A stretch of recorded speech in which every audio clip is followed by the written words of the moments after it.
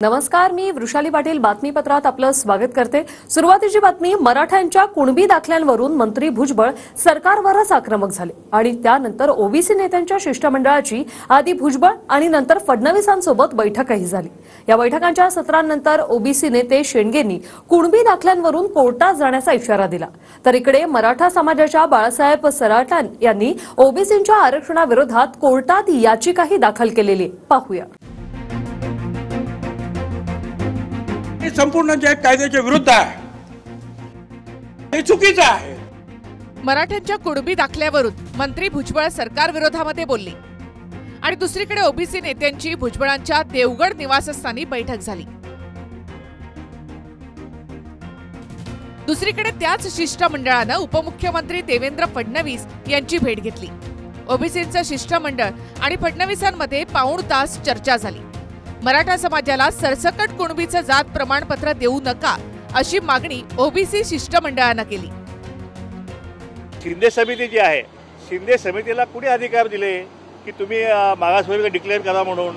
असं होऊ शकत नाही। त्यामुळे शिंदे समितीची ही जी प्रक्रिया जी आहे, कुणबी दाखले देण्याची आणि मागासवर्गीय करण्याची प्रक्रिया जी आहे, तिला आम्ही घटनात्मकदृष्ट्या आम्ही आव्हान देणार आहोत। आम्ही न्यायालयामध्ये सुद्धा हा सगळा विषय जो आहे हा आम्ही चॅलेंज करणार आहोत। असं कुठलंही समिती नेमून कुणालाही मागासवर्गीय ठरवता येत नाही किंवा अशा प्रकारचे दाखले देता येत नाही।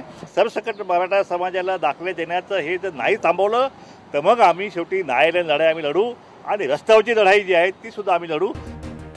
मंत्री भुजबळांनी मराठ्यांच्या कुणबी दाखल्यावरून सरकारवरच हल्लाबोल केला आणि पुढच्या 24 तासात ओबीसी नेत्यांची बैठक घेतली। नोंदींवरून मराठ्यांना दिल्या जाणाऱ्या कुणबी दाखल्यांना भुजबळांच्या बैठकीतून विरोध करण्यात आला। बेकायदेशीरपणे मराठ्यांना कुणबी दाखले दिले जात असून कोर्टात जाण्यावर देखील मंथन झाले। ओबीसींचे देखील लाखांचे मेळावे घेण्याचं ठरलं असून पहिला मेळावा 17 नोव्हेंबरला जालन्याच्या अंबडमध्ये आहे। मंत्री भुजबळांनी राजीनामा देऊ नये असं आवाहन ओबीसी नेत्यांनी केलं। कुणावरती गुन्हे दाखल करायचे कुणा हे तुमच्या हातात आहे। आमचं तिथं कोणी नाही। एक आमचा छगन भुजबळ आहे काय, तो त्या मंत्रिमंडळामध्ये आमचा भांडतोय, आमचा आवाज उठवतोय। त्याचा सुद्धा आवाज दाबायचा प्रयत्न जो आहे तो या ठिकाणी महाराष्ट्रामध्ये उभा केला जातोय। कुठल्याही प्रकारे छगन भुजबळ साहेबांचा आवाज जो आहे तो आम्ही दाबू देणार नाही। आणि आज भुजबळ साहेबांनी आम्ही सांगितलेलं आहे की तुम्ही मंत्रिमंडळात राहून तुम्ही संघर्ष करायचा आहे, आम्ही बाहेर संघर्ष करू।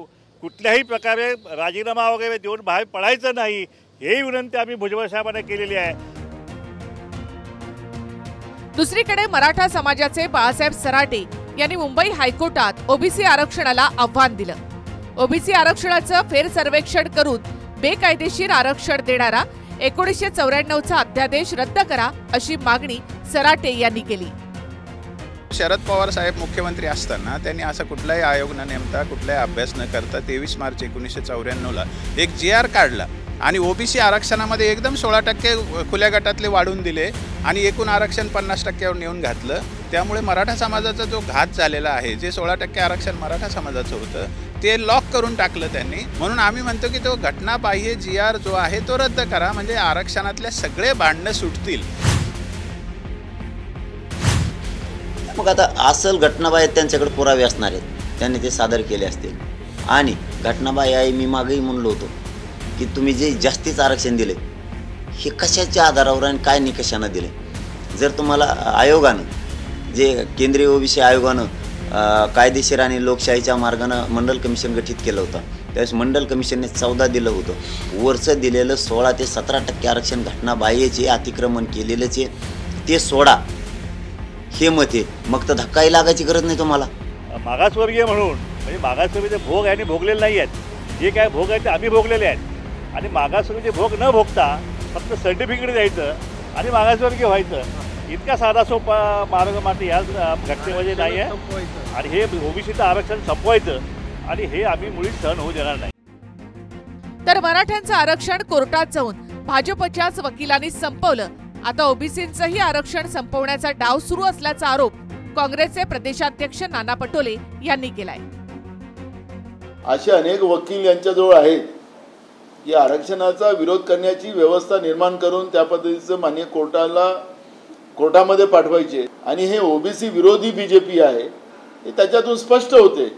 त्यामुळे आता ओबीसीचंच आरक्षण कसं संपवता येईल याच्यावर BJPचं काम सुरू झालेलं आहे.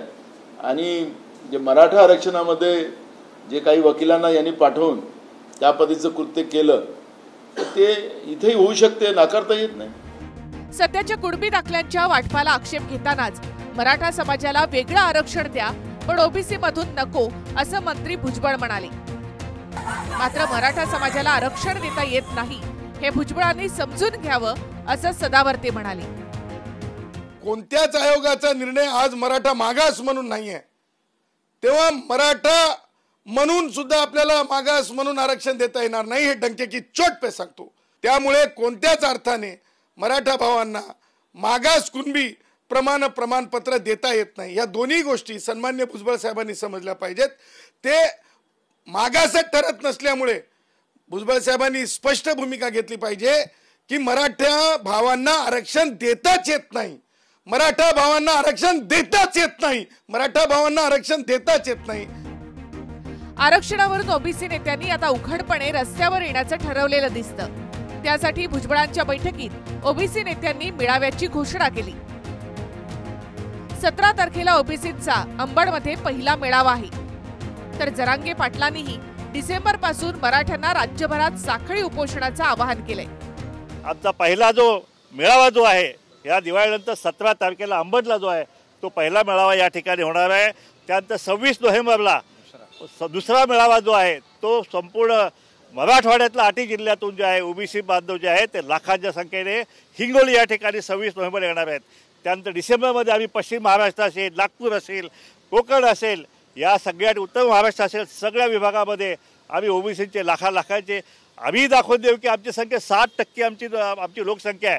आणि 60% समाज जो आहे तो जर एकत्रितपणे जर एकाकडे गेला तर सरकारला सुद्धा खाली खेचायची ताकद जी आहे ती या महाराष्ट्रातल्या ओबीसीमध्ये आहे. मराठा समाजाला पुन्हा एकदा आव्हान, आपल्याला पुढचं आंदोलन ताकदीनं करायचंय, शांततेत करायचंय, एकजूट कायम ठेवा, साखळी उपोषणं सुरू ठेवा. 1 डिसेंबरपासून ज्यांचे साखळी उपोषणं उभा करायचे राहिलेत, राज्यातलं एक गाव न राहिलं पाहिजे त्याचं साखळी उपोषण उभा न राहिलं पाहिजे. एवढी संधी मायबापांनो लेकरांना न्याय द्यायची, हपकू नका, घाबरायचं नाही, काय नाही, काही होत नाही. आपण आपल्या लेकरांसाठी उभा राहायचंय आणि न्याय द्यायचा. मराठा आरक्षणाची लढाई सुरू असतानाच ओबीसी आरक्षणाच्या विरोधातच कोर्टात धाव घेण्यात आली, ज्यावर हायकोर्टात बुधवारी सुनावणी होणार आहे. त्यामुळे कोर्टातल्या सुनावणीकडे आता लक्ष असेल. Bureau report, TV9 Marathi.